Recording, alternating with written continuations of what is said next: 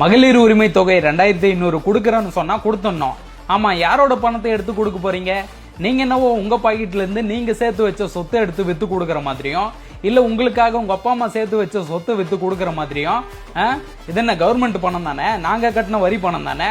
எங்களுக்கு கொடுக்கறதுக்கு எதுக்கு 1008 தடவை யோசிக்கணும்? இதெல்லாம் கேட்டா கஜானா காலியா இருக்கு, 10 லட்சம் கோடி கடன் இருக்கு, மறுசீரமைப்பு பண்ணணும். 10 லட்சம் கோடி கடன் இருக்குன்னு தெரிஞ்சுதானே இவ்வளவு வாக்குறுதிகளை வாரி வீசுனீங்க. இப்ப இருக்கிற அதே நிலைமை தானே முன்னாள் முதலமைச்சர் ஸ்டாலினோட ஆட்சியிலும் இருந்திருக்கும். ஆனா அவர் மட்டும் எப்படி எல்லாருக்கும் கரெக்டா கொடுத்து வெற்றிகரமா நடத்தினாரு? அவரால் முடியுது, நீங்க நொண்டி சாக்கு சொல்றீங்க. ஒரு வழியா மகளிர் உரிமை தொகை 1000 ரூபாய் இன்னைக்கு வந்திருக்கு. அதுவும் ஒரு சிலருக்கு மட்டும் தான் வந்திருக்கு. அதுவும் ஸ்டாலினும் உதயநிதி ஸ்டாலினும் 2 நாளைக்கு முன்னாடி நீங்க கொடுக்கற 2500 வர்ற வரைக்கும் நாங்க கொடுத்துட்டு இருந்த அந்த 1000 ரூபாவை எந்த பிரச்சனையும் இல்லாம எந்த தடங்களும் இல்லாம பொதுமக்களுக்கு கொடுங்க அப்படின்னு சண்டை போட்டதால தான் வேற வழியே இல்லாம இன்னைக்கு அந்த 1000 ரூபாவை போட்டிருக்காரு. ஜெயிக்கிறதுக்கு முன்னாடி ஒரு பேச்சு, ஜெயிச்சதுக்கு அப்புறம் ஒரு பேச்சு.